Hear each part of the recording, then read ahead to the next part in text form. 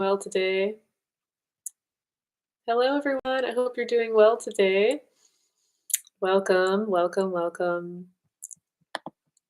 So, today I have a topic that I would like to share. And I also, well, if you're just joining, I'd like us to take some breaths together. So, please find a comfortable place to sit if you can and begin to close the eyes and just take some deep inhales and exhales here.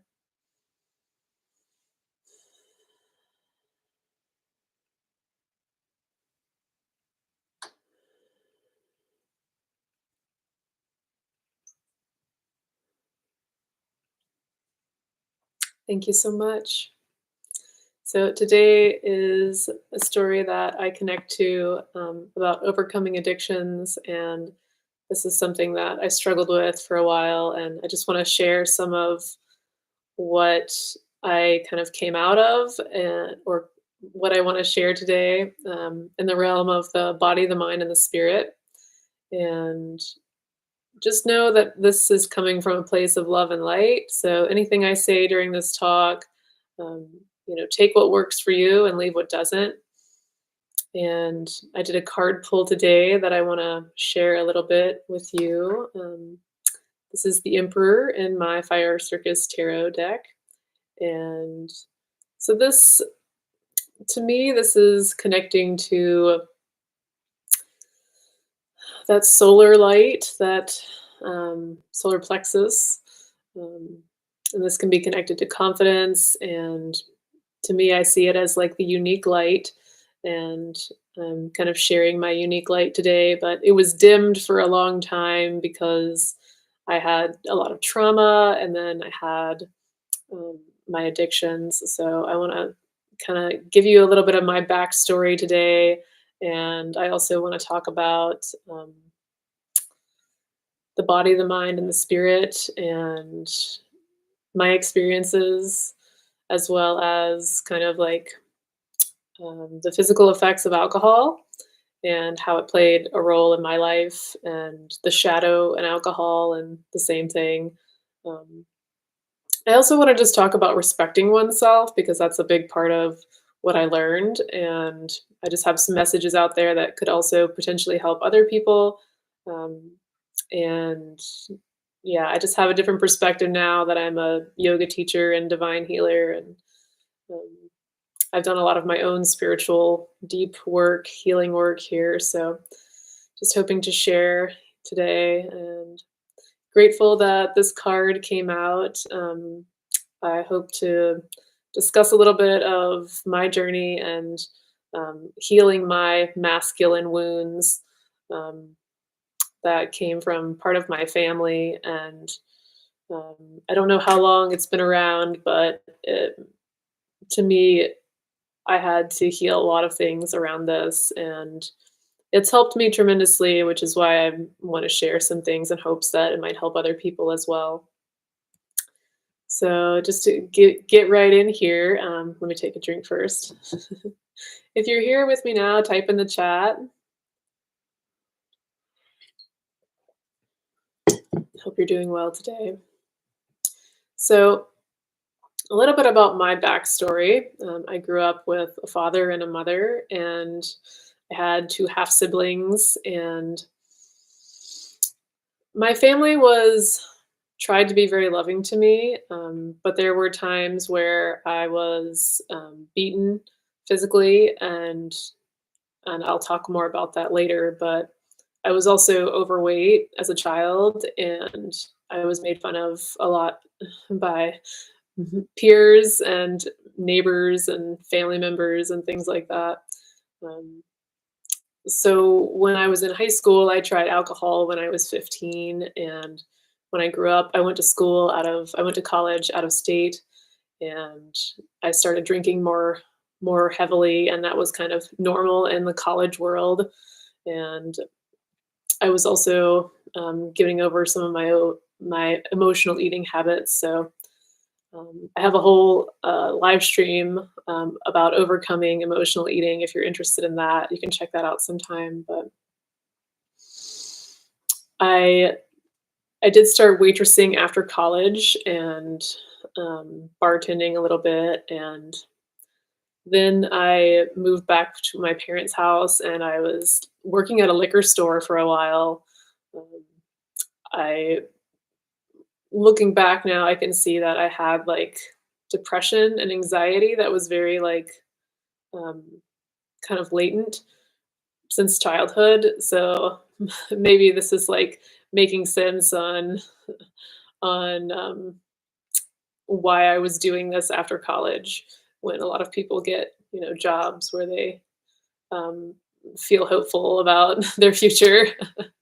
Um, but I did eventually get a job that I enjoyed, and I was working with, um I was doing environmental education, and I also later I joined a yoga teacher certification, and that was a really good trajectory for my life and,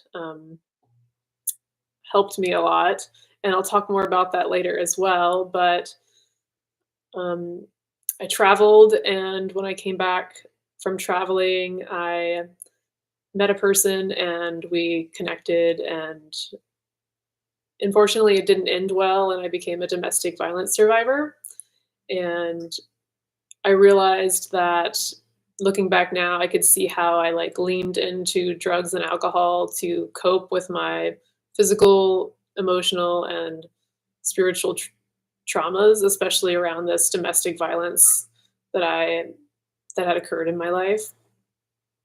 And now when I look back, I can see that I was really during a lot of this time, I was desiring to live in a more healthier way, and I knew that the drugs and alcohol weren't serving me in the way that I wanted them to, and it wasn't a long-term solution for me. I knew all of this. So, I'm grateful that now I have I'm I'm free from these addictions of substances, and I'm very grateful, and I have, um, a beautiful body that I love, that's strong and healthy, and I have a healthy mind, and I make beautiful artwork and videos, and I just have lots of beautiful energy surrounding me now, which is something that I could have never imagined when I was in the depths of some of my addictions. So I just want to let people know that there is a lot better things out there, especially if you are kind of have been dealing with these things. And so a lot of better things have happened for me since recovery. So I wanted to talk about that. And let me just take a drink here.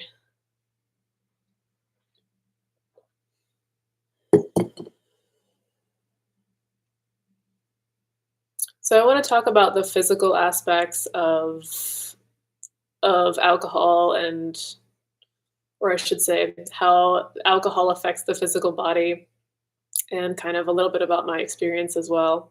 Um, and when I talk about my recovery, just know that it wasn't like one day I decided to stop abusing substances and the next day everything was roses. Um, I would have liked that to have been my experience, but um, you know, looking back after years of recovery, I can see that alcohol affected my body, and I want to talk a little bit about that. So, as most people know, I should say, most people, drinking alcohol can affect the body, especially motor coordination. Um, I mean, you think about like the stereotypical drunk, and it's like someone stumbling and falling, and these kinds of things, and it's suggested that people don't operate a car when they've been drinking a lot and things like this, and that's because it can impair coordination. Um, but also with this like this bodily connection, there's another effect of it, which is the numbing effect in the body, and I think that for me, I had really bad back pain for a while, and when I was in elementary school, I was diagnosed to have scoliosis by a school nurse, And I so when I grew up, I I was still trying to realign my spine, and so sometimes I had pain, and so the alcohol at times I was using it to numb my body pain, and this was also, I waitressed for a while in college, and that could like exasperate some of that back pain. So I guess what I'm trying to say is that on the negative side of alcohol, like that numbing effect, works in the beginning, and but it's not like a great long-term solution because it has that increased tolerance effect where the same amount that one has is like over time of prolonged use, it can be like less potent. And so it creates it could if you stayed on it for long enough, it could create a vicious cycle. And so that's why I think that it's not a great long-term solution for body pain.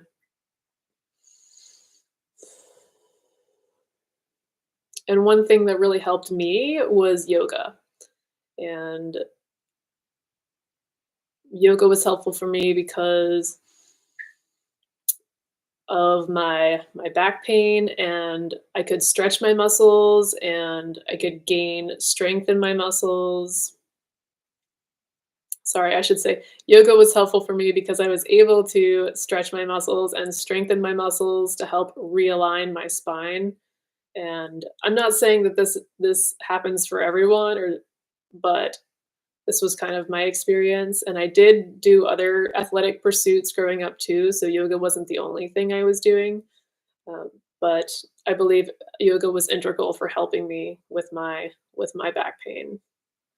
And I did also lose weight, over time, and this helped take some of the pressure off my low back from not holding weight in my belly. And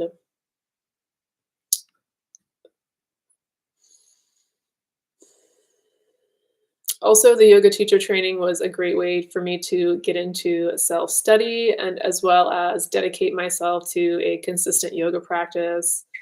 And I still have a yoga practice, but it's a little different now than what it used to be when I was in yoga teacher training. Um, and just know that all of this did not happen overnight. Um, I recently celebrated my 10-year anniversary of yoga teacher training, and what I'm trying to say here is that yoga was really helpful for me, and I think that it can be a great healthy habit if someone is wanting to connect more deeply to self. And for me, it helped me more than alcohol ever could. Um, so wanting to share some of that message.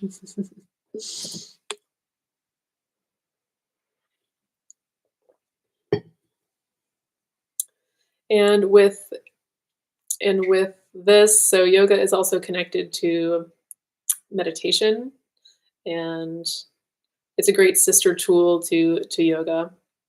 And this kind of gets me into some of the mental aspects of this conversation.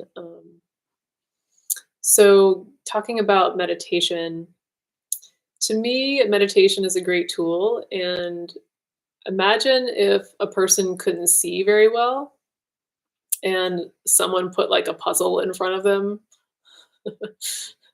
And it might be hard for that person to do that puzzle if they couldn't see the puzzle pieces very well. So to me, well, then imagine if someone gave this person glasses. It would probably be a lot easier for them to do the puzzle, right? Well, to me, meditation was like the glasses and being able to see and put things together in my life.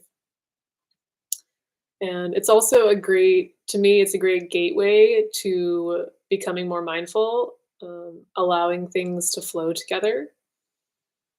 And I believe that it does this in a more gentle way than some of the things that I had been had been flowing in my life before. So,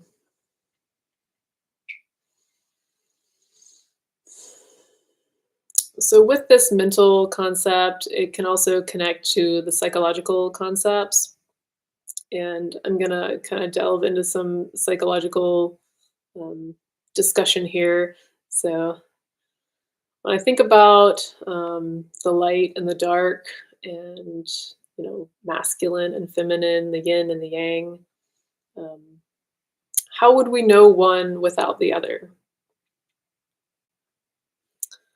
So this gets me into talking about alcohol again, and I think it's very interesting that even the terminology around alcohol, has kind of dark language, um, talking about, like, blacking out. This is a term that has been used for individuals who went over their personal tolerance for alcohol and experienced some loss of consciousness. For example, if a person drank past intoxication and they don't remember what they did the night before when they were drinking, that's like when people use this term. Um, and I want to speak again on my own experience. Um, Years ago, when I was drinking heavily in college, I noticed there were times when I was like displaying this arrogant kind of um, persona, and this is not really something that I find like an admirable trait in a person now. And this kind of connects to what I want to discuss with today, and with the psychological term, the shadow. And this is an idea in psychology where a part of the person was repressed or shunned, and typically this is from childhood. And talking about this, I believe when I was in college and I was drinking heavily and this kind of arrogance came out, it was kind of shadow aspects that had connected to me from um, masculine family figures in my life. And I don't think that they meant to do this, but I think I just picked up on this energy, and it was part of this like masculine persona that was coming out. And it's like this masculine um, energy. And now when I think about it, I think about, like, how society kind of has these ideas of, like, masculine roles and expectations and stereotypes, of, like, what a good man is, like, a good man is strong, a good man is brave, a good man is tough. And I believe that the masculine family figures in my life tried to live up to this idea, and especially my father. And there was times when he did, and there were also, this just makes me think of, like, how, if a person could only present in these ways, like, in order to feel lovable or accepted in society, um, it just, like, it creates the question to me, it's like, well, then what happens when a person feels sad? What happens when a person feels afraid?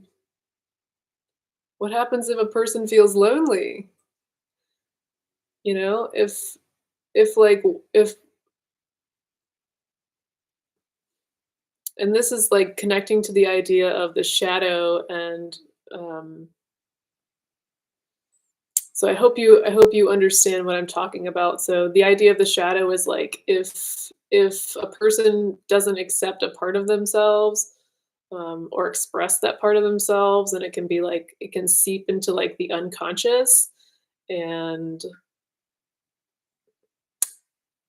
I think part of looking back on when I was drinking a lot, I think part of that arrogance, that was coming out of me was from like this kind of fear and insecurity that that had been coming from masculine figures in my life because of these like societal expectations and roles that I feel like are unjustly put on people, um, instead of just allowing them to be okay to be themselves.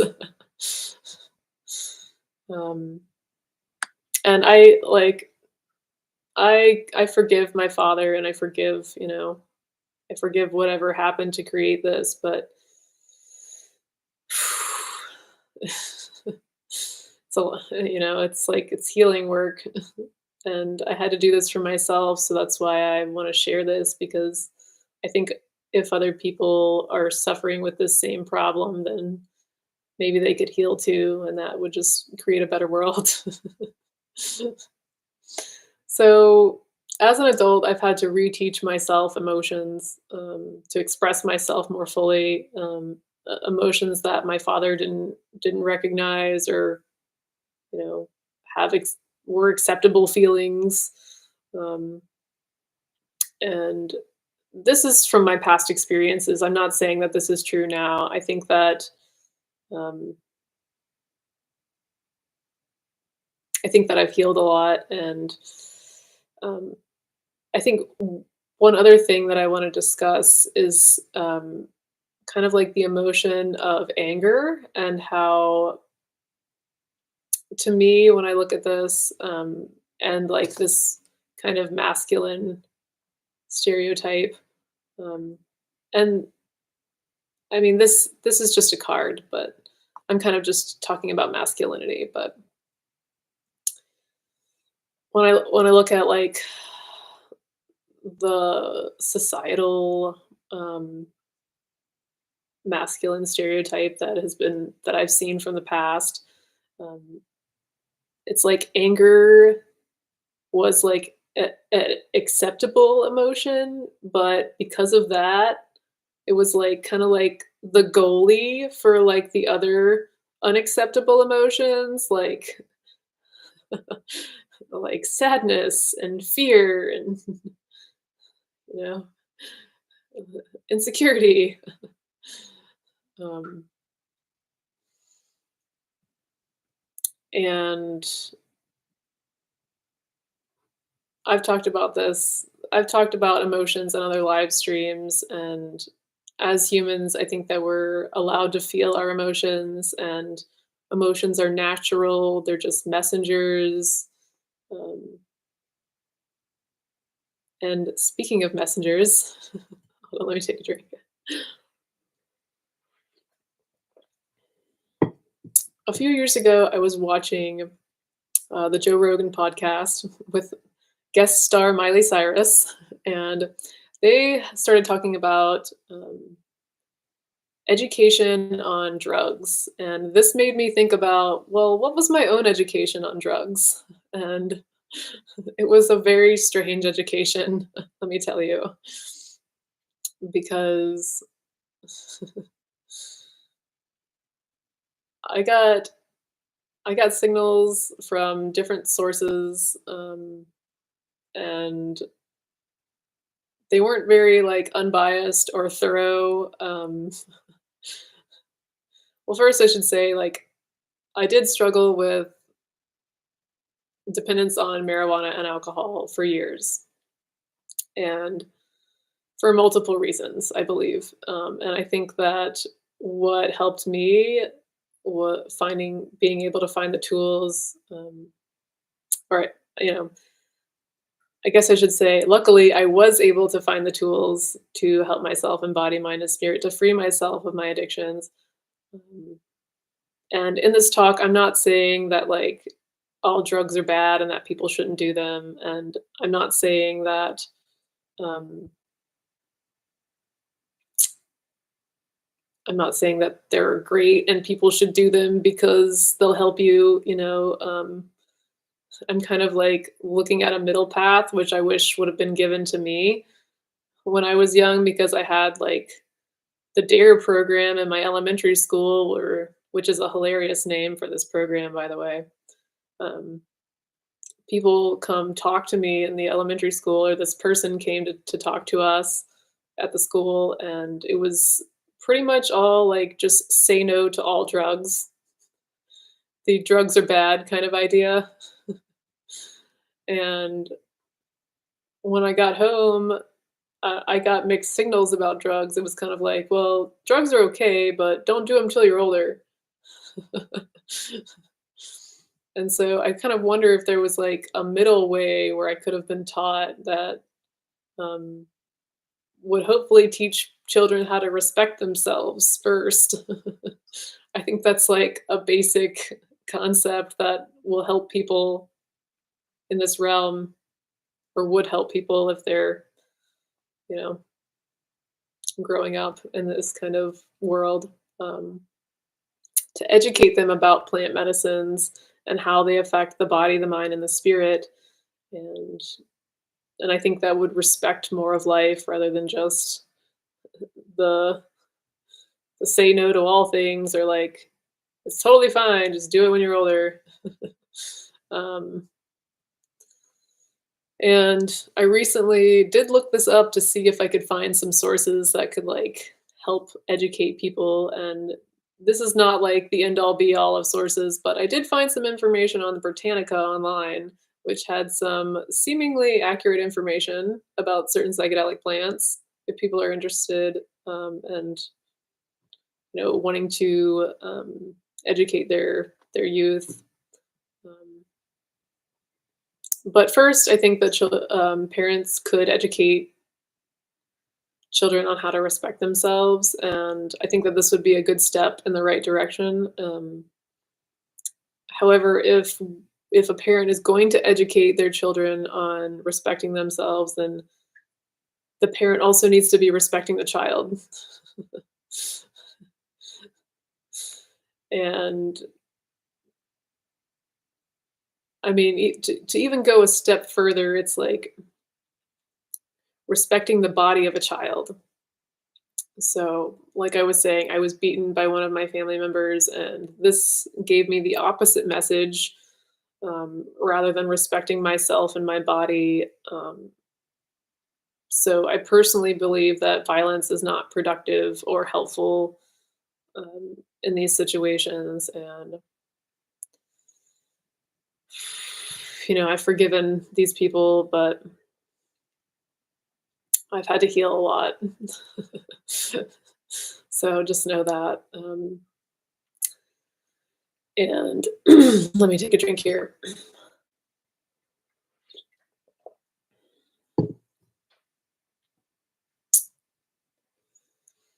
So I think the message that I would have preferred to learn,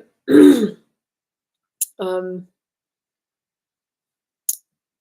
instead of being beaten and punished, to teach me a lesson, was that my body is the most important vessel that I'll ever have, and the most important instrument that I'll ever use.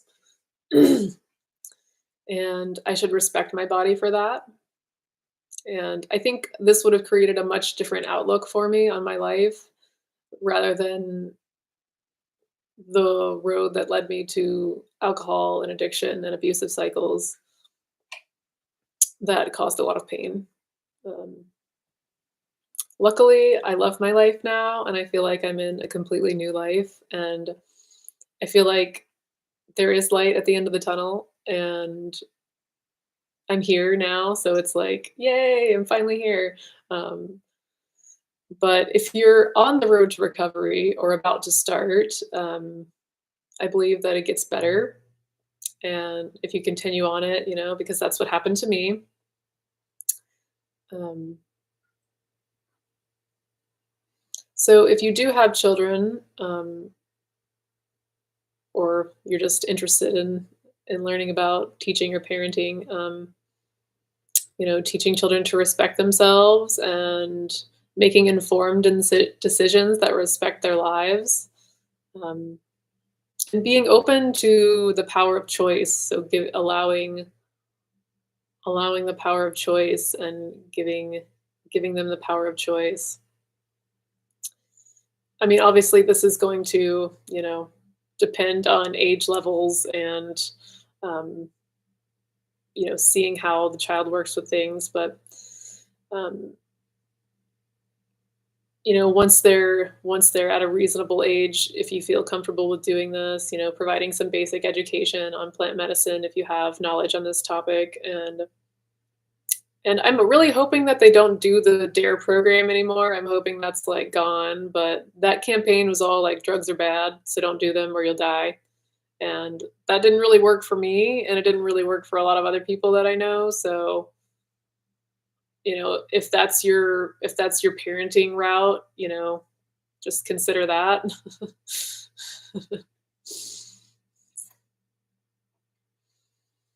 So, bringing this even into, like, a wider topic of respecting oneself and, like, what what one is, like, putting in the vessel, one also has the choice on what one is gonna surround themselves with, and this can be like music too, and, talking about the frequencies of music, the lyrics. I grew up listening to lyrics that I would never subject myself willingly to listen to now. They did not empower me or my sense of self growing up. And I'm not saying every single song, but I'm saying certain songs. It's like some of them I hear and I'm like, "Whoa, not good."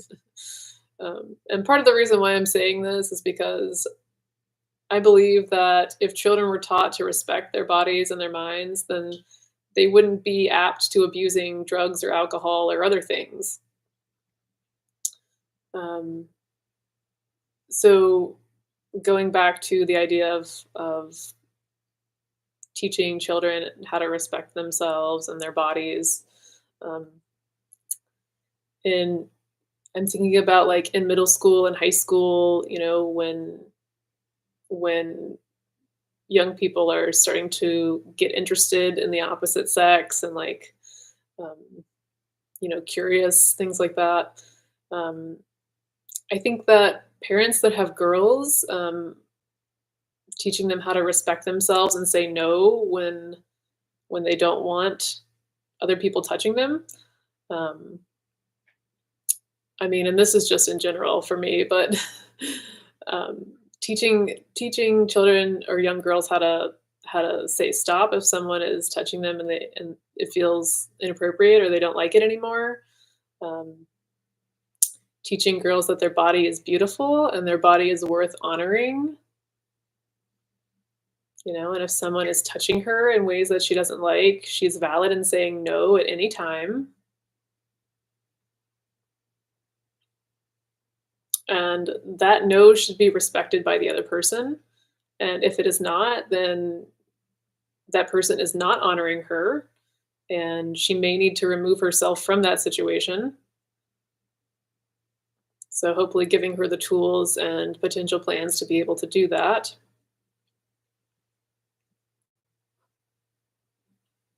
And on the opposite in here, talking about parents or guardians that have boys, I think it'd be great to teach young people how to get consent from another person before touching them or intentionally being intimate with them. And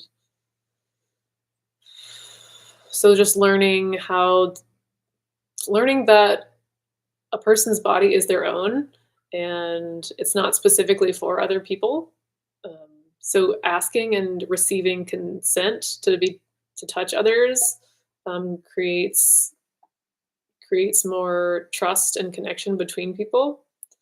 Um, and this is before like touching or grabbing or anything else. So this is about like creating safe space in between people.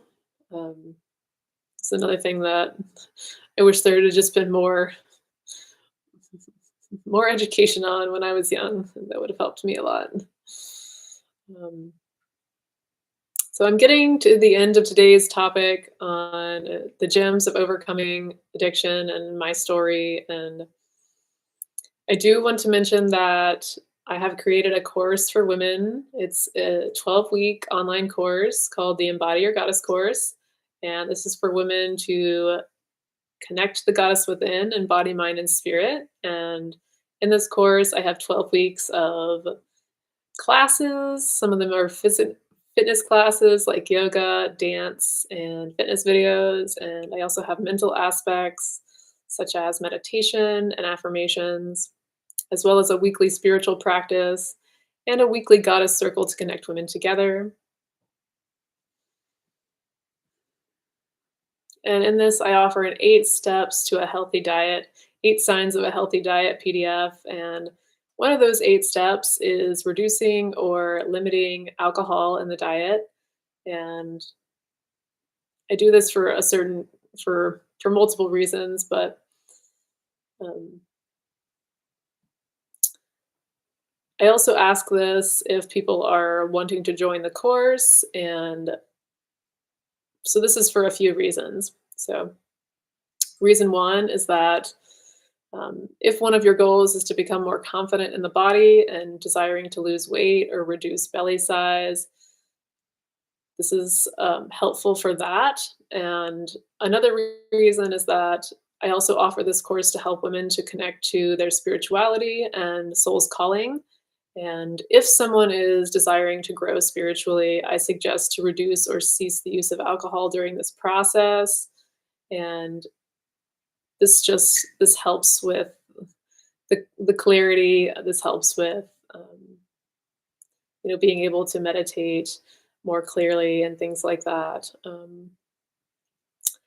And I just want to say that this course is not a detox or a rehab program. This is a and if a person is suffering with severe alcohol or drug dependence, I suggest having at least a year of successful recovery before signing up for a course like this, just so that you can get the best results possible for your time and investment. And I think that this is a great self-discovery course. And if you're interested in the course, I am taking applications for self-identifying women, and the next course starts in March. So if you're interested, please check it out on my website, trinitywavedesigns.com. To read more about the course, if you're interested, you can fill out an application on my website, trinitywavedesigns.com. And thank you for listening to this talk again. And I'm so grateful to share some of my gems from the other side of the tunnel here. And if you are just beginning on this journey or wanting to begin, I'm sending you so much love and light. And as always, feel free to like and subscribe, and sending you love and light today. And namaste. Bye.